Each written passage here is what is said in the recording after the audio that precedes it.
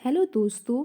आज हम रीजनिंग के कुछ प्रश्नों को हल करेंगे और दोस्तों यह प्रश्न गत वर्षों में परीक्षाओं में पूछे गए प्रश्न हैं और इन प्रश्नों के माध्यम से आप किसी भी परीक्षा की तैयारी को बेहतर कर सकते हो। तो आइए दोस्तों हम यहाँ पर आज का पहला प्रश्न करते हैं। दोस्तों यहाँ पे ये 3 आकृति दे रखी है और तीनों में कुछ संख्याएं लिखी हुई है।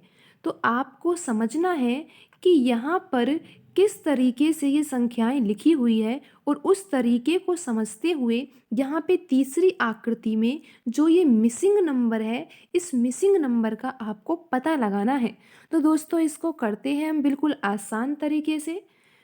देखो दोस्तों, यहाँ पर हम पहली आकृति को समझेंगे। जैसा पैटर्न पहली आकृति में हो उसी पैटर्न को दूसरी आकृति में लगाएंगे। अगर वही पैटर्न अप्लाई हो जाता है तो वही पैटर्न हम यहाँ पे तीसरी आकृति में लगा देंगे और हमारा यहाँ पे आंसर आसानी से आ जाएगा। तो दोस्तों देखो यहाँ पर क्या करना है आपको। सबसे पहले आपको 2 और 8 को जोड़ना है। जब आप 2 और 8 को जोड़ोगे तो आंसर आएगा आपका 10 और 10 में जब आप 2 का भाग दोगे तो आंसर क्या आ जाएगा आपका 5।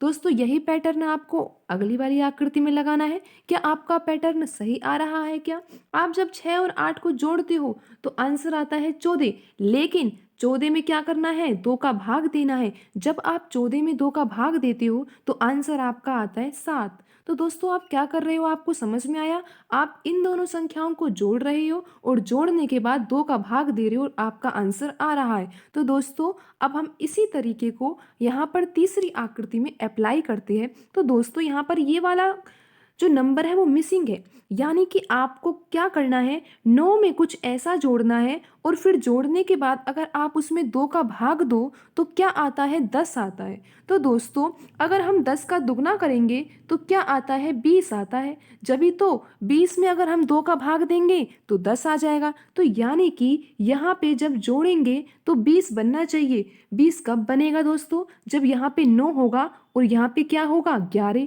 क्योंकि 9 और 11 को जोड़ने पर आता है 20 और 20 में जब 2 का भाग देते हैं तो आंसर आता है 10। तो दोस्तों इसका सही उत्तर क्या होगा? सही उत्तर होगा इसका 11, क्योंकि हमने यहाँ पे मिसिंग नंबर की जगह क्या लिखा है? 11। तो दोस्तों हम देखते हैं यहाँ पे ऑप्शन में जो ऑप्शन 2 है वो 11 ही है। तो दोस्तों हमारे यहाँ पे कौन सा आंसर सही होगा? ऑप्शन 2 हमारा उत्तर सही होगा। दोस्तों आज की वीडियो में इतना ही, मिलते हैं अगली वीडियो में। धन्यवाद।